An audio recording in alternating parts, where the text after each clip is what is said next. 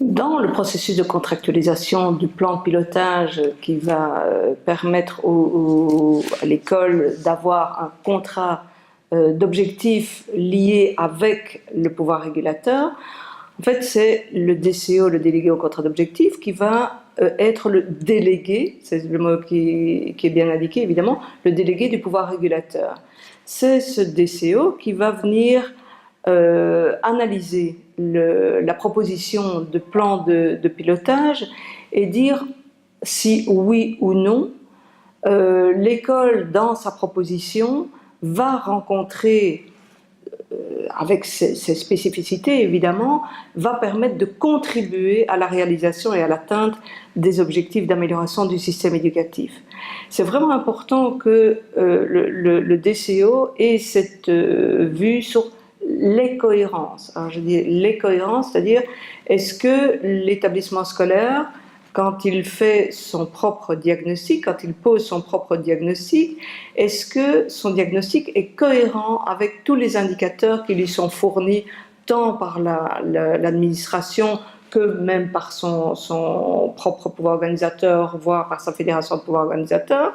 Puis, est-ce que les objectifs sont cohérents, vont permettre en effet de contribuer à l'atteinte des objectifs du système éducatif. Après ça, il y a encore une autre cohérence, c'est est-ce que l'établissement, dans sa spécificité, dans son environnement, va être en capacité de réaliser tous les objectifs tels qu'il se définit. Parfois, il y a des établissements qui sont à ce point ambitieux que le DCO va peut-être dire « Attendez, peut-être que vous n'allez pas pouvoir réaliser tous vos objectifs, donc soyez dans la réalité ». C'est vraiment un principe de réalité et de cohérence. Il y a aussi, le DCO va aussi regarder, tiens, est-ce qu'il y a une cohérence entre les stratégies que l'établissement scolaire envisage de mettre en place et les objectifs qu'il s'est assignés. Donc c'est vraiment tous ces éléments, le DCO ne va jamais dire comment. Il va être un observateur, mais évidemment un observateur averti, et dire chaque fois à l'établissement scolaire, à tous les acteurs évidemment de l'établissement scolaire, attention, là, il me semble que vous n'allez pas être en cohérence si vous donnez tel objectif plutôt que tel autre. Ou attention, vous savez, dans votre diagnostic, vous avez observé que par exemple, un résultat est extrêmement médiocre, ou bien vous avez observé que vous aviez des élèves, que le climat est assez délétère, et par ailleurs, vous ne fixez pas d'objectif en lien avec ces points du diagnostic. C'est incohérent, c'est ça que je dis, c'est vraiment ces points d'incohérence.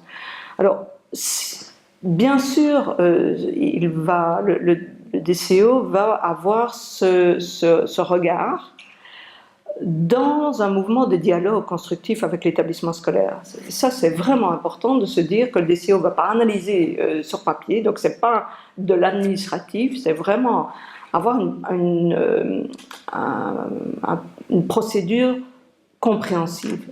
Aller à la rencontre des différents acteurs, aller à la rencontre du directeur, des représentants du pouvoir organisateur, des enseignants, des élèves dans le secondaire, de vraiment rencontrer les gens et dire tiens, pourquoi vous avez mis ça, expliquez-moi d'où ça vient, expliquez-moi comment vous allez vous y prendre pour faire ça.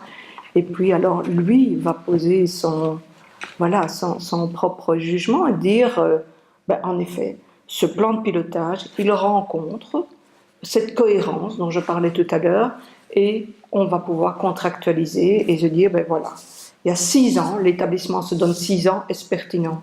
Voilà, pour mettre en œuvre son contrat d'objectif.